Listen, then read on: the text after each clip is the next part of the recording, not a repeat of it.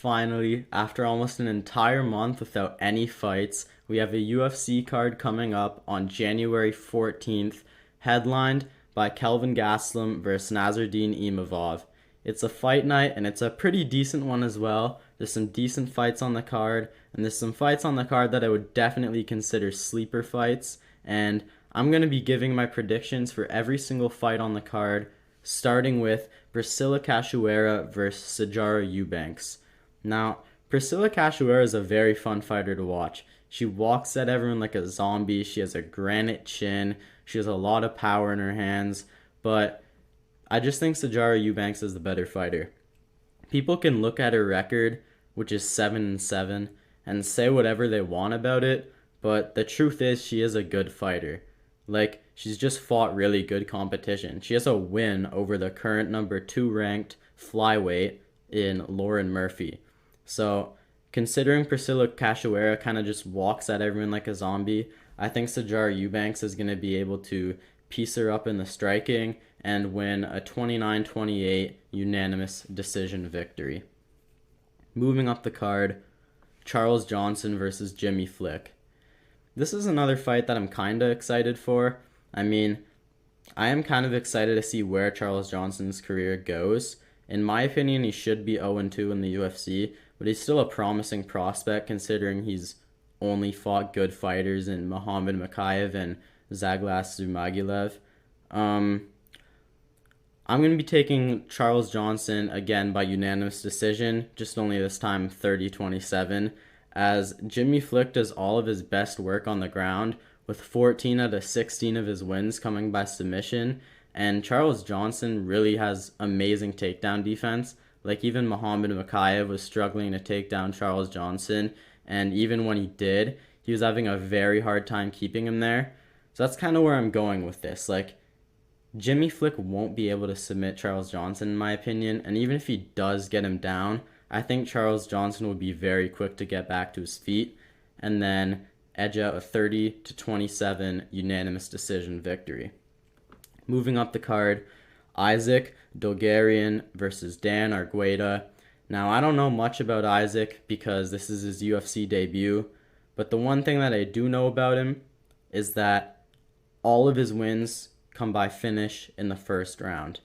And you can look at that and say whatever you want. I mean, like, it can be a good thing because he's very entertaining, obviously, if all of his wins are first round finishes.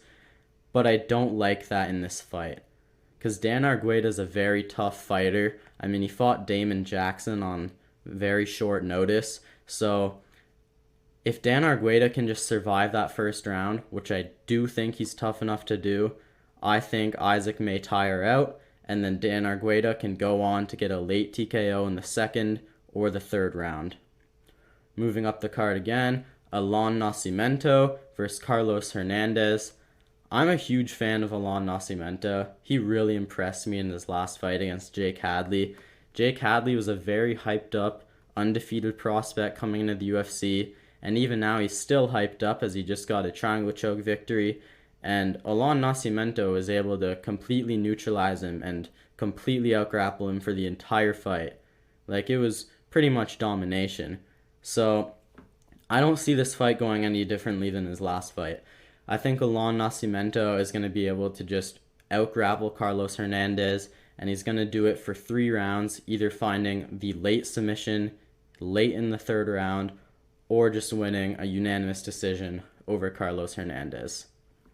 Next fight up the card, Javid Bashrat versus Mateus Mendonca. Now, I don't know a lot about Mateus because, again, he's a UFC newcomer.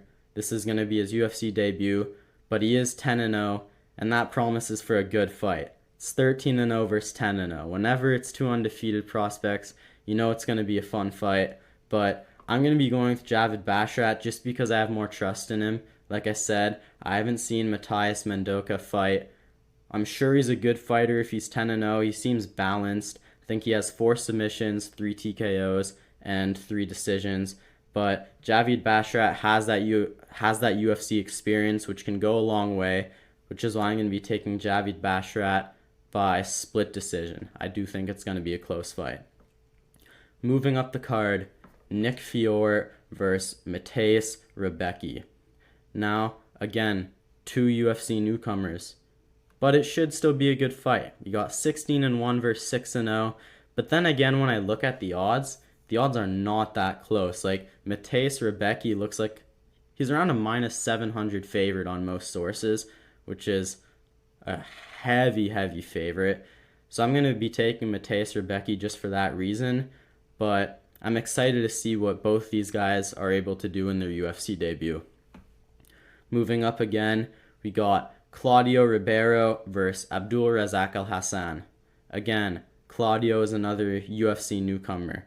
We're going to get out of these fights with UFC newcomers soon, but just got to break this one down real quick.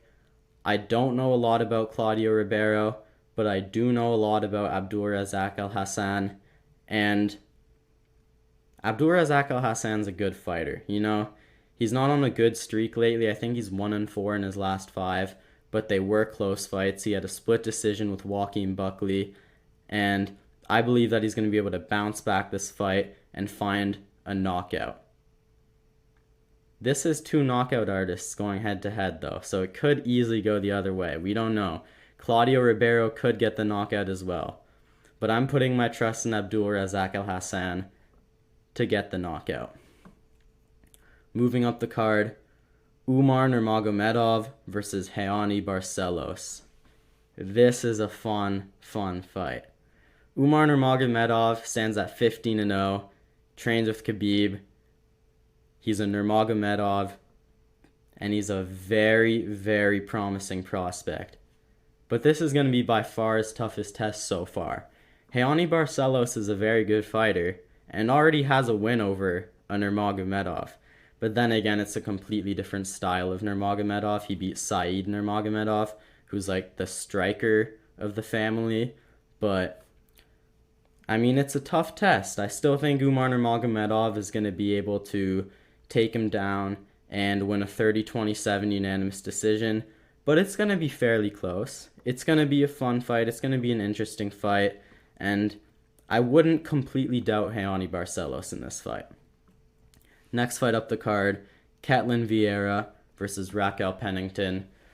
Now, Ketlen Vieira is a very interesting fighter to talk about because it's almost like she holds herself back, if that makes sense.